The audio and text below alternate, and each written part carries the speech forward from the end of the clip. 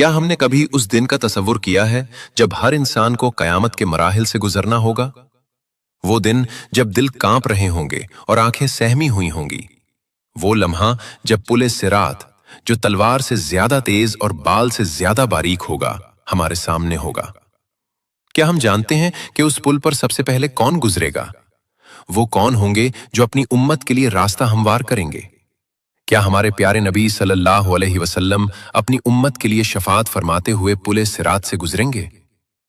یہ وہ مرحلہ ہے جس سے ہر انسان کو گزرنا ہوگا، جہاں صرف ایمان، عمل اور اللہ کی رحمت ہی نجات کا ذریعہ بنے گی۔ ناظرین، جب سور پھونکا جائے گا، پھر وہ اپنی قبروں سے نکل کر اپنے رب کی طرف دوڑیں گے، کہیں گے، ہائے ہماری شامت، ہمیں ہماری قبروں سے کس نے اٹھایا؟ قیامت کے روز جب باپ اپنے بیٹے کو چھوڑ دے گا اور اپنی نجات کی فکر میں مصروف ہوگا، بیوی اپنے شوہر سے فاصلہ اختیار کرے گی اور اپنے آپ کو بچانے کی کوشش کرے گی، بھائی اپنی بہن کو جاننے سے انکار کر دے گا، کیونکہ اس دن ہر کوئی اپنی ذات کی فکر میں ہوگا، ہر سمت نفسی نفسی کا عالم ہوگا، انسان اپنے پسینے میں غرق ہوں گے، کوئی ٹخنوں تک پسینے میں ڈوبا ہوگا، کوئی گھٹنوں تک، کوئی کمر تک اور کوئی گلے تک پسینے میں ڈوبا ہوگا۔ یہ سب ان کے اعمال کے مطابق ہوگا۔ سورج سروں کے قریب ہوگا اور اس کی تپش سے لوگوں کا برا حال ہوگا، مگر اسی عظیم میدان میں ایک ہستی سب کے لیے پکار رہی ہوگی، ہمارے مالک، دونوں جہان کے سردار حضرت محمد صلی اللہ علیہ وسلم، جن کی زبان مبارک پر یہ الفاظ ہوں گے، اے میرے رب، میری امت کو بخش دے، میری امت کی مغفرت فرما دے۔ حضور صلی اللہ علیہ وسلم اللہ تعالیٰ سے سفارش فرمائیں گے اور پھر حساب و کتاب کا آغاز ہوگا۔ اس دن کوئی ظلم نہیں ہوگا اور ہر انسان کو اس کے اعمال کا پورا پورا بدلہ دیا جائے گا۔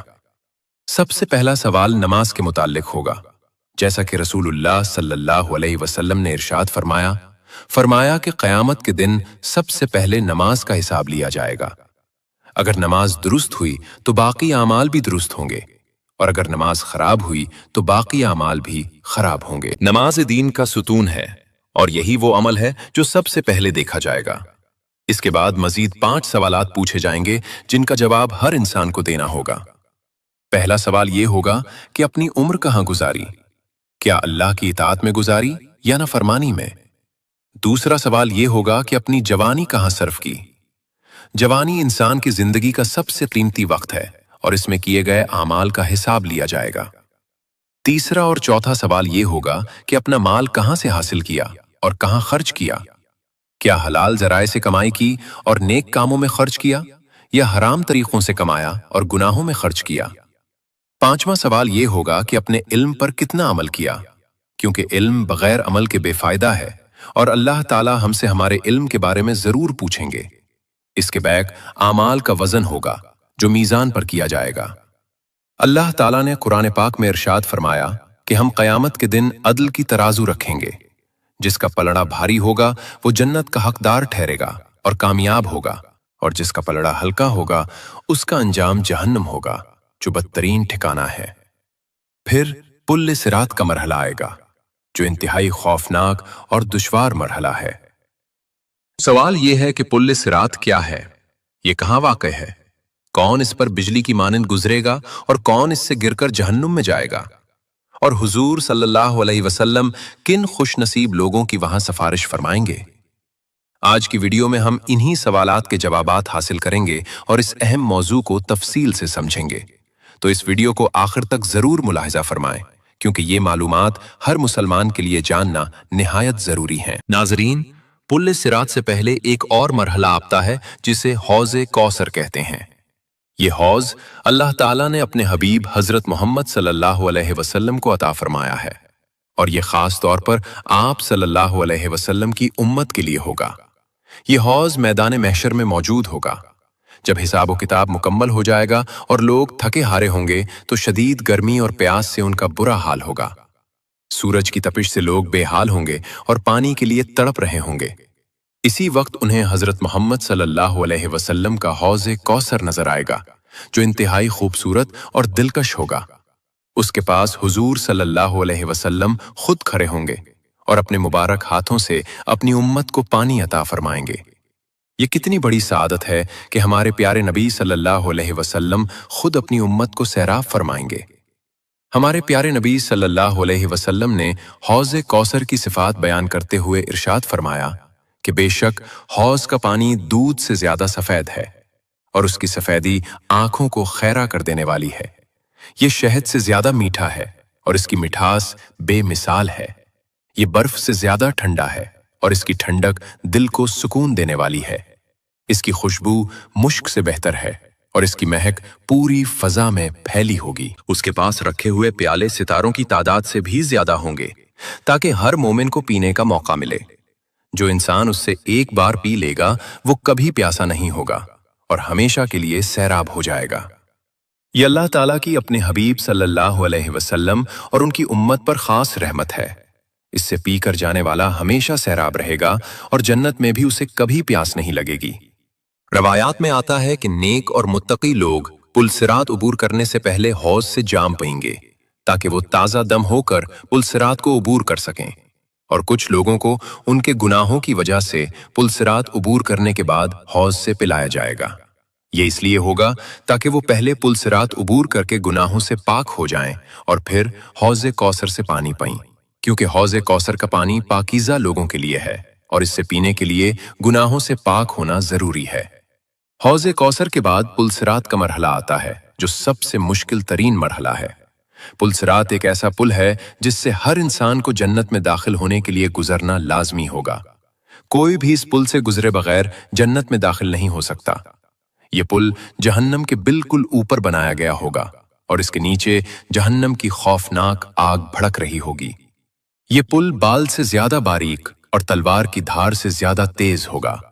اس پر چلنا انتہائی مشکل ہوگا اور صرف اللہ تعالیٰ کی مدد سے ہی کوئی اسے پار کر سکے گا۔ حضرت ابو سعید خدری رضی اللہ عنہ سے روایت ہے کہ صحابہ کرام رضی اللہ عنہم نے رسول اللہ صلی اللہ علیہ وسلم سے عرض کیا، یا رسول اللہ صلی اللہ علیہ وسلم، پل صراط کیسا ہوگا؟ ہمیں اس کے بارے میں بتائیں تاکہ ہم اس کی تیاری کر سکیں۔ رسول اللہ صلی اللہ علیہ وسلم نے ارشاد فرمایا کہ وہ ایک پھسلنے کی جگہ ہوگی جہاں پاؤں جمانا مشکل ہوگا۔ وہاں کانٹے اور آنکھڑیاں ہوں گی جو گزرنے والوں کو پکڑنے کی کوشش کریں گی۔ جیسے نجد کے علاقے میں ایک کانٹا پایا جاتا ہے جسے سادان کہتے ہیں، جس کا سرا ٹیڑھا ہوتا ہے اور جو بھی اس کے قریب سے گزرے اسے پکڑ لیتا ہے۔ اسی طرح پل صراط پر بھی کانٹے ہوں گے جو گناہ گاروں کو پکڑ لیں گے۔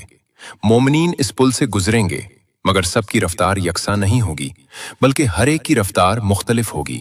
یہ رفتار ان کے اعمال اور ایمان کے مطابق ہوگی۔ کچھ خوش نصیب لوگ پلک جھپکنے کی رفتار سے گزر جائیں گے اور انہیں پتہ بھی نہیں چلے گا کہ وہ کب پل پار کر گئے۔ کچھ بجلی کی طرح تیزی سے گزریں گے اور لمحوں میں جنت پہنچ جائیں گے۔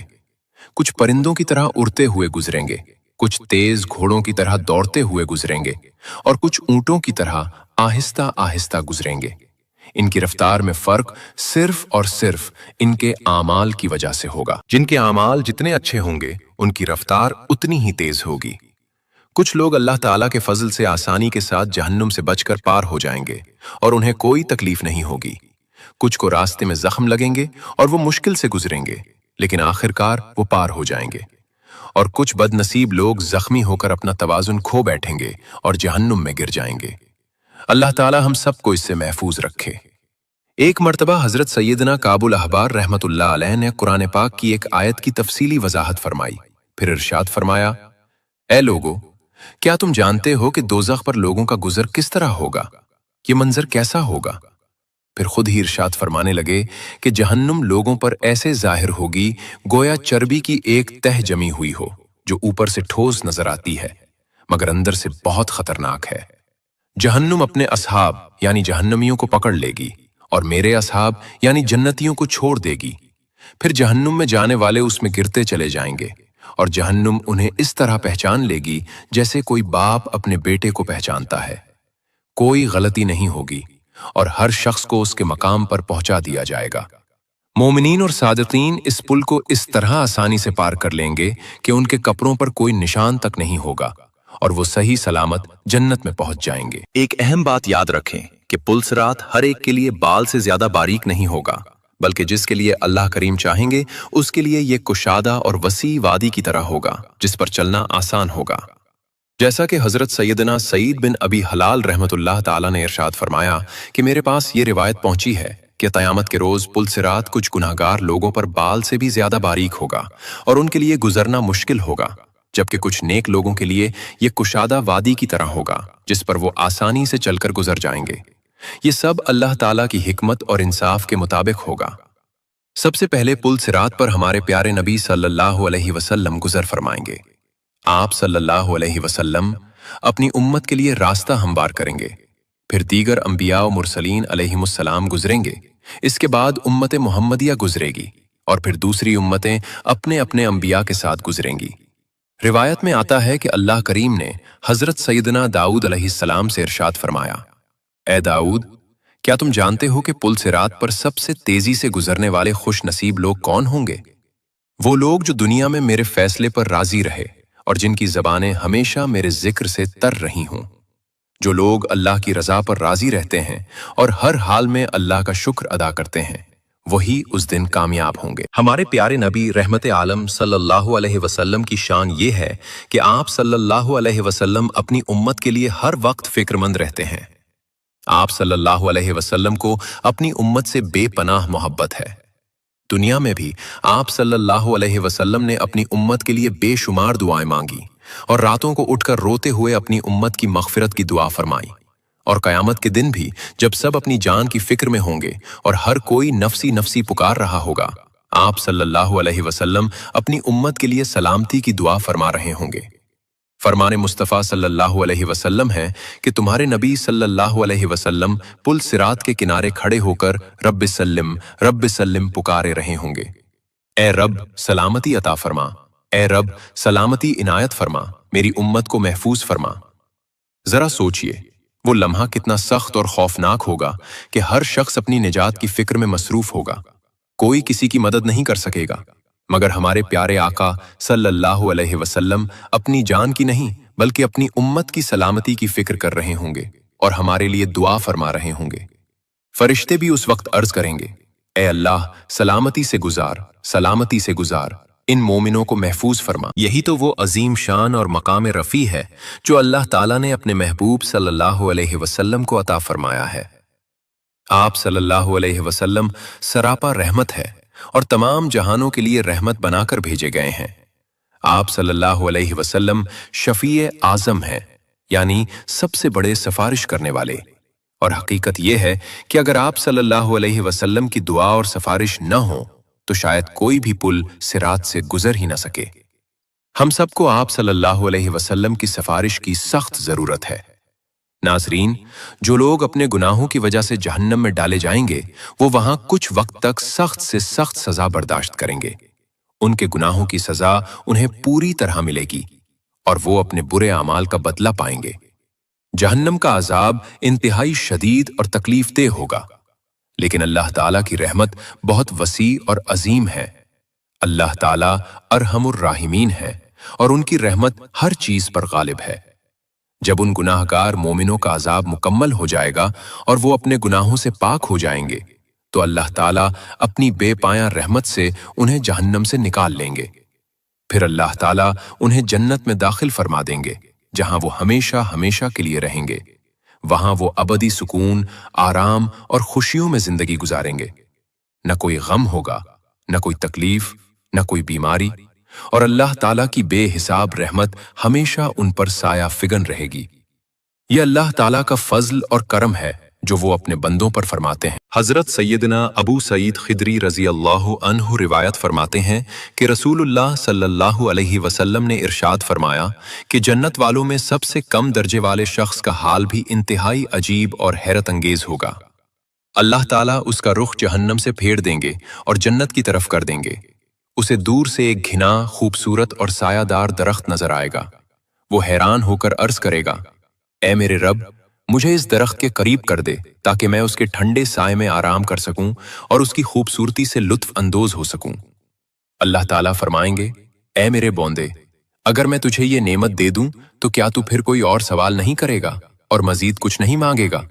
वो बंदा कहेगा, परवरदिगार, तेरी इज्जत और जलाल की कसम, अब और कुछ नहीं मांगूंगा, बस यही काफी है। پھر اللہ تعالیٰ اپنے فضل سے اسے اس درخت تک پہنچا دیں گے۔ وہ وہاں آرام کرے گا اور خوش ہوگا۔ وقت گزرتا رہے گا اور وہ اللہ تعالیٰ کا شکر ادا کرتا رہے گا۔ پھر کچھ عرصے بعد اسے ایک اور درخت نظر آئے گا جو پہلے والے درخت سے کہیں زیادہ ہرا بھرا، زیادہ سایہ دار اور پھلوں سے لدا ہوا ہوگا۔ اس کی خوبصورتی دیکھ کر وہ بے چین ہو جائے گا۔ وہ پھر عرض کرے گا، اے میرے مہربان رب، مجھے اس درخت کے قریب کر دے تاکہ میں اس کے گھنے سائے اور لذیذ پھلوں سے فائدہ اٹھا سکوں۔ اللہ تعالیٰ فرمائیں گے، میرے بندے، کیا تو پھر کوئی اور سوال نہیں کرے گا؟ وہ عرض کرے گا، نہیں پروردگار، تیری عزت کی قسم، بس یہی آخری خواہش ہے۔ اللہ تعالیٰ اپنی رحمت سے اسے وہاں بھی پہنچا دیں گے۔ کچھ مزید وقت گزرے گا اور وہ بندہ مطمئن ہوگا۔ اس کے بعد اسے ایک اور درخت نظر آئے گا جو سب سے زیادہ خوبصورت ہوگا اور جس کے ساتھ صاف شفاف پانی بھی بہہ رہا ہوگا۔ وہ پھر بےتاب ہو کر عرض کرے گا، اے میرے کریم رب، مجھے اس درخت کے قریب کر دے تاکہ میں اس کا سایہ، میٹھے پھل اور ٹھنڈا پانی حاصل کر سکوں۔ اللہ تعالیٰ فرمائیں گے، اے میرے بندے، کیا تو پھر کوئی اور سوال نہیں کرے گا؟ وہ عرض کرے گا، پروردگار، تیری عزت کی قسم، اب ہرگز نہیں کروں گا، یہ میری آخری درخواست ہے۔ پھر اللہ تعالیٰ اسے کہ وہاں بھی پہنچا دیں گے اور وہ اللہ تعالیٰ کی نعمتوں سے لطف اندوز ہوگا۔ پھر اچانک اسے دور سے جنت کا عظیم الشان دروازہ نظر آئے گا جو نور سے چمک رہا ہوگا۔ وہ اس کی طرف متوجہ ہوگا اور عرض کرے گا، اے میرے رب، مجھے جنت کے دروازے تک پہنچا دے تاکہ میں اس کے قریب بیٹھ کر جنت کی رونق، اس کی خوبصورتی اور جنت والوں کی خوشی کو دیکھ سکوں۔ اللہ تعالیٰ اپنے فضل سے اسے جنت کے دروازے تک پہنچا دیں گے۔ وہ وہاں بیٹھ کر جنت کے مناظر دیکھے گا۔ جب وہ جنت کی بے مثال خوبصورتی، اس کی حیرت انگیز نعمتیں اور جنتیوں کی خوشی دیکھے گا تو وہ بے اختیار ہو کر پکار اٹھے گا، اے میرے کریم رب، مجھے بھی جنت میں داخل فرما دے، مجھے بھی ان نعمتوں سے نواز دے۔ اللہ تعالیٰ اپنی بے پایا رحمت سے اسے جنت میں داخل کر دیں گے۔ جب وہ جنت کے اندر جائے گا تو اس کی خوشی کی کوئی انتہا نہیں ہوگی۔ ہمیں چاہیے ہم دنیا کی اس فانی زندگی میں نیک عمل کریں، والدین اور رشتہ داروں سے حسن سلوک کریں اور اللہ سے سچی توبہ کریں تاکہ قیامت کے دن ہم ایک دوسرے کے ساتھ جنت میں جا سکیں۔ آئیں آج سب مل کر یہ دعا کریں، یا اللہ، ہمیں ہمارے والدین اور ہمارے تمام رشتہ داروں کو ایمان پر موت عطا فرما، ہماری قبریں نور سے بھر دے اور ہمیں جنت الفردوس میں اکٹھا فرما۔ آمین یا رب العالمین۔